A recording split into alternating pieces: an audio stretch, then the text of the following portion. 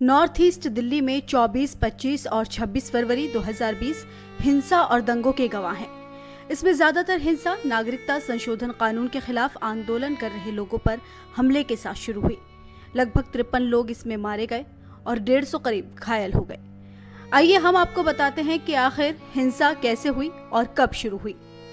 27 जनवरी 2020 को दिल्ली विधानसभा चुनाव में रैली के दौरान केंद्रीय मंत्री अनुराग ठाकुर ने विवादित नारा लगाया। देश के गद्दारों को पीछे तक आवाज आनी चाहिए, गिरिराज जी को सुनाई दे। देश के गद्दारों को, देश के गद्दारों को। 28 जनवरी 2020 को परवेश वर्मा ने एक बयान में कहा कि अगर दिल्ली वालों ने कुछ नहीं किया तो शाहीन बाग के आंदोलनकारी आपके घर में घुसेंगे और आपकी महिलाओं का रेप करेंगे। ये दिल्ली वालों को सोच समझ के फैसला लेना पड़ेगा। ये लोग आपके घरों में घुसेंगे, आपकी बहन बेटियों को उठाएंगे, उनको रेप करेंगे, उनको मारेंगे। इसलिए आज समय है। कल मोदी जी नहीं आएंगे बचाने, कल अमित शाह जी नहीं आएंगे बचाने। आज समय है। आज 22 फरवरी को CAA NRC के खिलाफ हजारों लोग जाफराबाद मेट्रो स्टेशन के पास आंदोलन पर बैठ गए। भीम आर्मी चीफ चंद्रशेखर आजाद ने आंदोलन के समर्थन में 23 फरवरी को भारत बंद बुलाया था। 23 फरवरी 2020 को हिंसा होने से कुछ देर पहले बीजेपी नेता कपिल मिश्रा ने पुलिस को CAA NRC के खिलाफ जाफराबाद और चांद बाग की सड़कों पर आंदोलन कर रहे लोगों को हटाने के लिए 3 दिन का अल्टीमेटम दिया। CCP साहब हमारे सामने खड़े हैं। मैं आप सबके बिहाफ पे ये बात कह रहा हूँ, ट्रंप के जाने तक तो हम शांति से जा रहे हैं, लेकिन उसके बाद हम आपकी भी नहीं सुनेंगे अगर रास्ते खाली नहीं हुए तो। ठीक है। कपिल मिश्रा के भड़काऊ भाषण के कुछ घंटों बाद CAA के समर्थकों और उसके खिलाफ आंदोलन कर रहे लोगों में करावल नगर, मौजपुर चौक, बाबरपुर और चांदबाग में झड़प शुरू हो गई।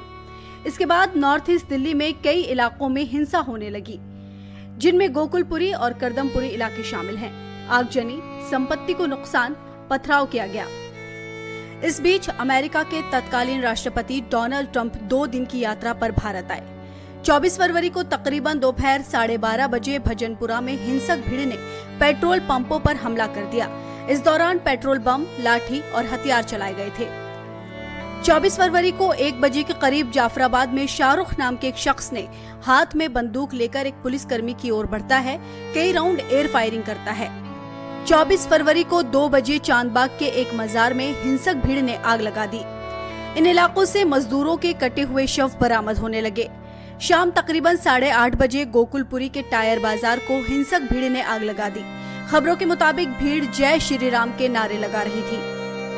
25 फरवरी को कई इलाकों में पथराव और आगजनी जारी थी। बड़े पैमाने पर नुकसान हुआ। खबरों के मुताबिक पुलिस हिंसक भीड़ को रोकने में नाकाम थी, जो लाठियों के साथ इलाके में घूम रहे थे। कुछ वक्त बाद मौजपुर, जाफराबाद और बाकी इलाकों से भी हिंसा की खबरें सामने आने लगी। इन इलाकों में धारा 144 को गंभीरता से लागू नहीं किया गया था। इस दौरान बीजेपी नेता जय भगवान गोयल ने लगभग 100 लोगों के साथ रैली की, जिसमें उन्होंने भड़काऊ भाषण दिया। सुबह 10 बजे JK 24x7 न्यूज के संवाददाता आकाश को दंगाइयों ने मौजपुर में गोली मार दी। इस बीच NDTV के पत्रकारों पर भी हमला किया गया था।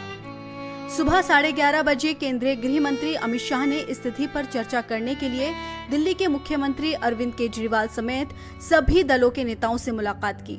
बैठक के बाद केजरीवाल ने कहा कि बैठक में ये फैसला लिया गया है कि सभी राजनीतिक दल और नेता स्थिति ठीक करने के लिए मिलकर काम करेंगे। दोपहर 2 बजे खजूरी खास में हाईवे के नीचे एक भीड़ ने जय श्री राम का नारा लगाते हुए आगजनी की। 3 बजे अशोक नगर की एक मस्जिद में आग लगा दी गई। जय श्री राम और हिंदुओं का हिंदुस्तान चिल्लाते हुए एक भीड़ ने बड़ी मस्जिद की मीनार पर हनुमान ध्वज लगा दिया। शाम 5:30 बजे महिला अधिकार कार्यकर्ताओं और सिविल सोसाइटी के लोगों ने दिल्ली के मुख्यमंत्री अरविंद केजरीवाल और उप मुख्यमंत्री मनीष सिसोदिया से मुलाकात की। डेलीगेशन ने दिल्ली सरकार से कहा कि वो हिंसा रोकने और शांति और विश्वास बहाल करें। शाम को तकरीबन 6 बजे मुस्तफाबाद में हिंसा शुरू हो गई। इस दौरान हिंसक भीड़ ने CAA के प्रदर्शनकारियों पर हमला किया, जिसमें कई लोग घायल हो गए।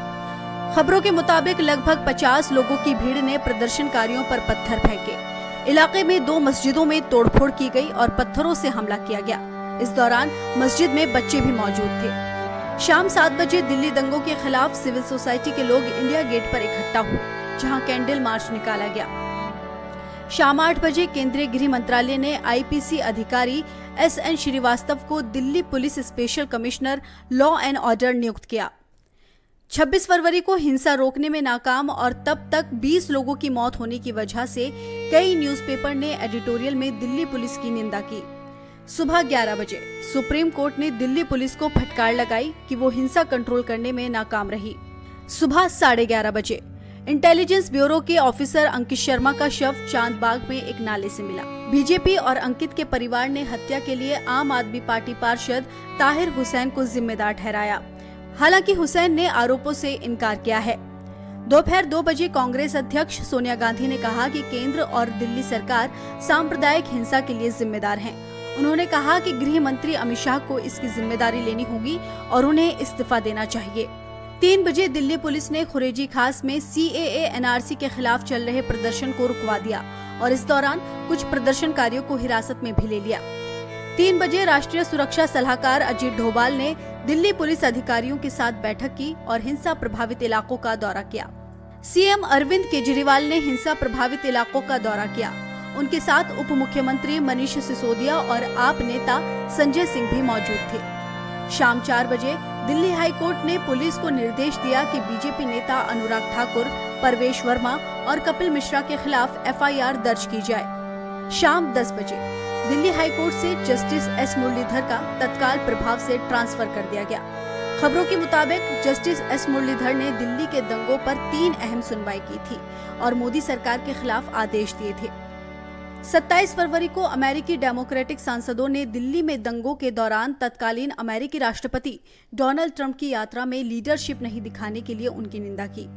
शाम 6 बजे दिल्ली पुलिस ने हिंसा की जांच क्राइम ब्रांच को सौंप दी। इसके लिए बाद में 2 स्पेशल इन्वेस्टिगेशन टीम्स यानी SIT का गठन किया गया। दिल्ली हिंसा के 1 साल बाद पुलिस ने अब तक 755 शिकायतें दर्ज की हैं और 1800 से ज्यादा लोगों की गिरफ्तारियां हुई हैं। 350 से ज्यादा मामलों में चार्जशीट दाखिल की गई है और 400 से ज्यादा मामलों को हल कर लिया गया है। दिल्ली दंगों की साजिश में पुलिस ने CAA के खिलाफ आंदोलनकारियों और कार्यकर्ताओं को गिरफ्तार किया है, जिसमें उमर खालिद, पिंजरा तोड़ एक्टिविस्ट देवांगना, मिरान हैदर, इशरत जहान, खालिद सैफी जैसे कई नाम शामिल हैं। वहीं बीजेपी नेता अनुराग ठाकुर, परवेश वर्मा और कपिल मिश्रा पर किसी भी तरह की कोई कार्रवाई नहीं की गई है।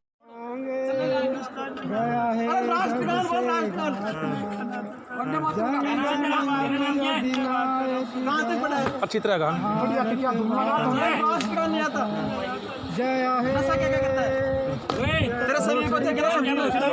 हिंदुस्तान में ही रहा तुम